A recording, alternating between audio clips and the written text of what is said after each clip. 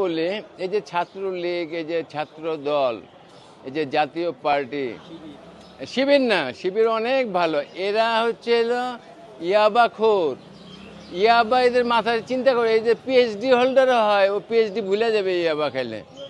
এটা হলো একটা কথা। আমরা যদি সরকার গঠন করি, প্রথমে চলে না, হ্যাঁ তুমি খাইতে পারো গাঁজা, না ওইটা সিদ্ধি হিসেবে তুমি গাঁজা খাইতে পারো, গাঁজা ঠান্ডা করে, কিন্তু মদ এবং মাদক, অন্য অন্য ট্যাবলেট, এগুলি নিষিদ্ধ করা হবে। এগুলি তো একদম মাইনে ফেলে।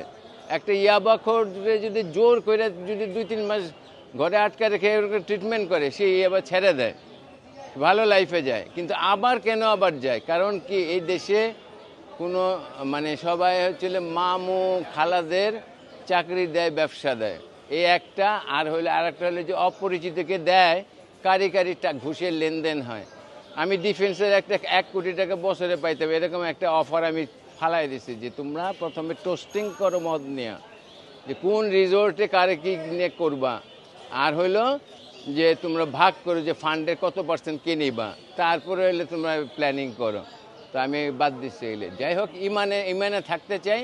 আমি মনে করি এই বিপ্লব আবার হবে, কারণ টাইম ম্যাগাজিনে 2005 সালের যে জানুয়ারিতে Time country of the year হয়েছিল বাংলাদেশ, শুধুমাত্র এটাকে বলা হয়েছে iconic and benchmark of all the revolutions in human history.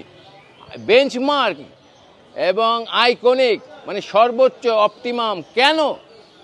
কারণ আগে চিন্তাই করতে পারে নাই কেউ যে 1,500 শহীদ হওয়ার মতো শহীদি ইমানের ছেলেমেয়েরা আছে সাধারণ নাগরিকের মধ্যে।